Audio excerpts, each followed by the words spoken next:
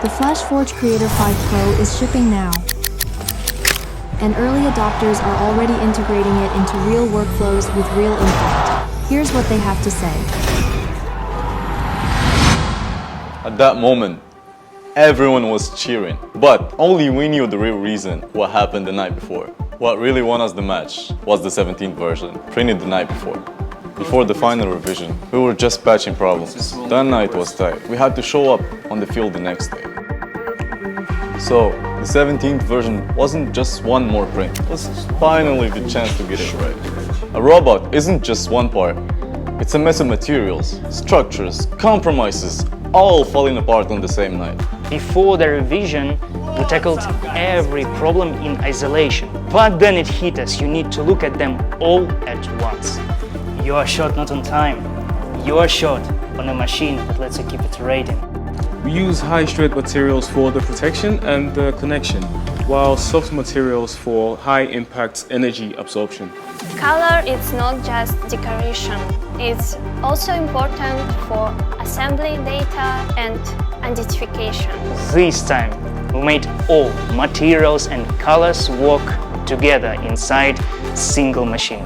We can print the whole structure for just one time. Well, speed means nothing if every version wraps. So what we need are prints that can actually go on the bot for testing. It's not something just look like the part. Well, the hardest part with the engineering materials is it's not getting it out of nozzle. It's keeping it stable for the entire print.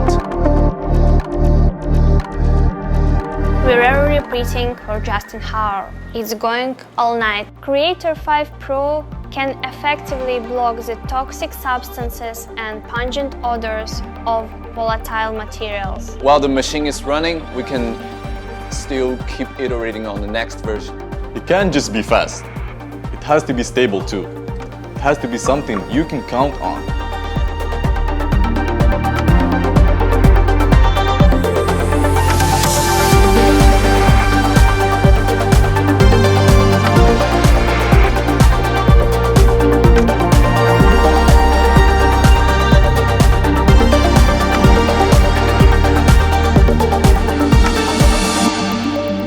Before, testing was like going backwards, but then something shifted. Every test became a way to bring back the problem into Flash Studio, which operates more like the sixth member of the team. Before the revision, I was always paranoid something would jump up again. But when it finally went on, spun around, no interference, that's when I actually exhaled. Let's go.